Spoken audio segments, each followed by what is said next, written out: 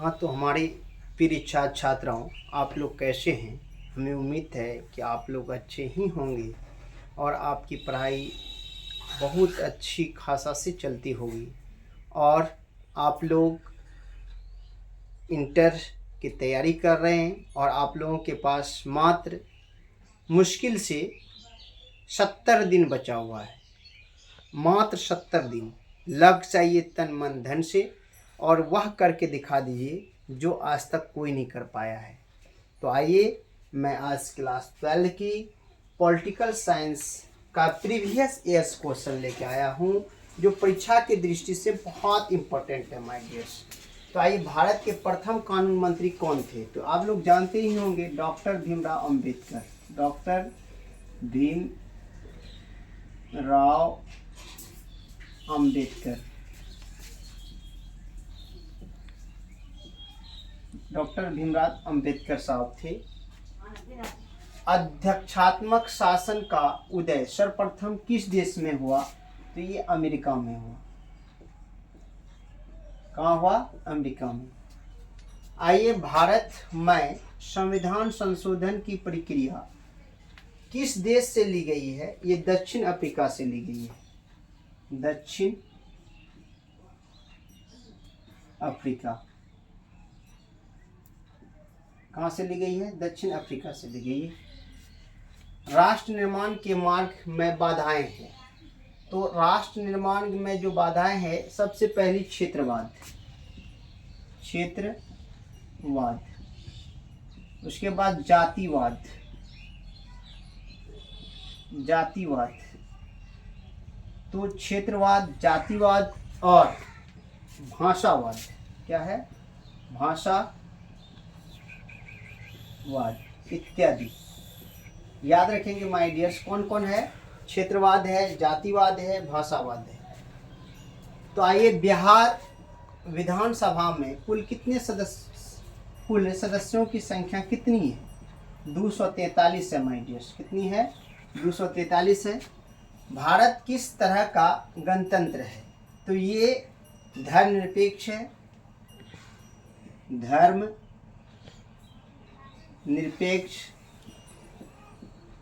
धर्मनिरपेक्ष है और संप्रभु संपन्न है। संप्रभु संपन्न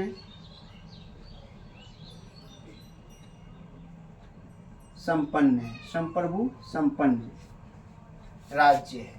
तो और आगे चलिए, कौन प्रधानमंत्री आरबीआई के गवर्नर रह चुके हैं? आरबीआई के पहले रिजर्व बैंक ऑफ इंडिया के गवर्नर थे, तब प्रधानमंत्री बने। तो डॉक्टर मनमोहन सिंह। डॉक्टर मनमोहन सिंह, याद रखेंगे माय डियर्स, ये पंजाब के थे। एक्ट ईस्ट इंडिया किस प्रधानमंत्री द्वारा शुरू किया गया था? एक्ट ईस्ट नीति किस प्रधानमंत्री द्वारा शुरू किया गया था? नरसिंह राव के द्वारा। नरसिंह राव के द्वारा। नीति आयोग की स्थापना कब की गई थी? 1 जनवरी 2015 को। 2015 को नीति आयोग। भारत और पाकिस्तान के बीच विवाद का मुख्य मुद्दा क्या है? तो आप जानते हैं कि सीमा विवाद,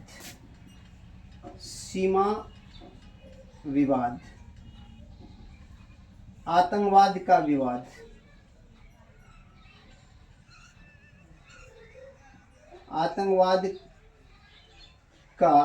विवाद,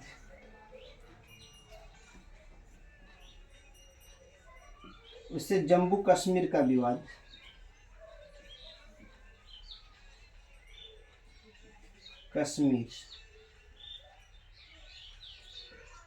जम्मू कश्मीर का विवाद। ये सारी विवादों के कारण ही भारत और पाकिस्तान बार बार युद्ध होते रहता है। कारगिल विजय दिवस कब मनाया जाता है? तो 26 जुलाई को कारगिल विजय दिवस 26 जुलाई।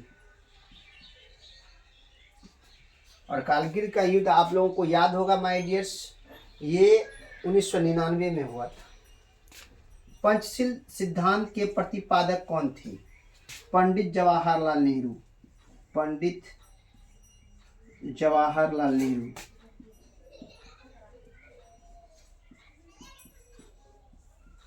नेहरू। पंडित जवाहरलाल नेहरू। भारतीय विदेश नीति आधारित है, तो गुटनिरपेक्ष। कैसा है? गुटनिरपेक्ष। हम लोग किसी के पक्ष में नहीं है और ये गुटनिरपेक्ष। 1971 ईस्वी में भारत पाक युद्ध में किस नए देशों का जन्म हुआ? ये बांग्लादेश का। बांग्लादेश का। जनहित याचिका कहाँ दायर की जाती है? याद रखेंगे, जनहित याचिका जो दायर की जाती है ये सुप्रीम कोर्ट यानी कि SC, सुप्रीम कोर्ट और हाई कोर्ट HC। याद रखेंगे, S for supreme, C for court, H for high, C for court. Supreme court और हाई कोर्ट, सर्वोच्च न्यायालय और उच्च न्यायालय में। सूचना का अधिकार कानून किस प्रकार का कानून है? तो ये मौलिक अधिकार कानून है। कैसा है? मौलिक अधिकार कानून। मौलिक अधिकार कानून है। मौलिक अधिकार का कानून है। मौलिक अधिकार। नेक्स्ट है, संपत्ति के अधिकार को कानूनी अधिकार कब बनाया गया? तो कानूनी अधिकार 1978 में बनाया गया। 1978 में, 78 ईस्वी में, 1978 ईस्वी में। नीति निर्देशक सिद्धांत के उद्देश्य हैं, तो सामाजिक और आर्थिक लोकतंत्र। सामाजिक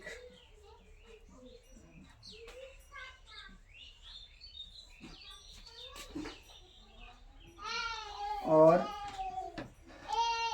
आर्थिक लोकतंत्र।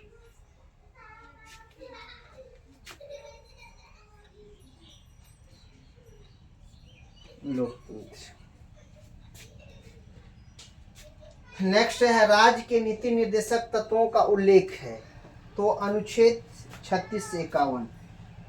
अनुच्छेद 36 से 51 याद रखें। आर्टिकल्स 36 से 51 तक। भारतीय संविधान में कितने मौलिक कर्तव्यों का उल्लेख है? तो 11। कितने हैं? 11। तो हमें आशा है कि आप लोग समझ गए होंगे। एक बार मैं रिपीट करता हूं माय डियर्स, आप लोग इसको गौर से सुन लें, जो आगे आपको बहुत काम देगा। ये कोई मान चलिए कि कोई टॉपिक से कहीं से ला करके मैंने क्वेश्चन नहीं डाल दिया, ये प्रीवियस ईयर्स का क्वेश्चन है, बहुत इम्पोर्टेंट क्वेश्चन है। इसको आप मिस ना करें, कम से कम 2-3 बार तो जरूर रिपीट करके माइंड में सेव कर लें इसको। और क्वेश्चन यहीं से आएगा, याद रखिएगा। भारत के प्रथम कानून मंत्री कौन थे? डॉक्टर भीमराव अंबेडकर था। अध्यक्षात्मक शासन का उदय सर्वप्रथम किस देश में हुआ? अमेरिका में हुआ। भारत में संविधान संशोधन की प्रक्रिया किस देश से ली गई? दक्षिणी अफ्रीका से ली गई। राष्ट्र निर्माण के मार्ग में बाधाएं क्या है? क्षेत्रवाद, जातिवाद, भाषावाद इत्यादि क्या है? बाधाएं। बिहार विधानसभा में कुल सदस्यों की संख्या कितनी है? 243 है। भारत किस तरह का गणतंत्र है? धर्मनिरपेक्ष संप्रभु गणतंत्र है। कौन प्रधानमंत्री RBI के गवर्नर रह चुके हैं? तो डॉक्टर मनमोहन सिंह ऐसे प्रधानमंत्री थे। पहले वह क्या थे? एक अर्थशास्त्री थे, उसके बाद फिर वह RBI के गवर्नर बने, फिर देश के प्रधानमंत्री बने। वह भी दो बार। 2004 से लेकर के 2014 तक 10 साल प्रधानमंत्री रहे मनमोहन सिंह, याद रखेंगे। और कांग्रेस पार्टी से मनमोहन सिंह प्रधानमंत्री रहे। ईस्ट एक्ट नीति किस प्रधानमंत्री द्वारा शुरू की गई थी? नरसिंह राव के द्वारा। नीति आयोग की स्थापना कब की गई थी? 1 जनवरी 2015 को। भारत और पाकिस्तान के बीच विवाद का मुख्य मुद्दा क्या है? सीमावाद, आतंकवाद, जम्मू कश्मीर की समस्या इत्यादि। इसी के कारण भारत और पाकिस्तान के बीच हमेशा युद्ध होता है।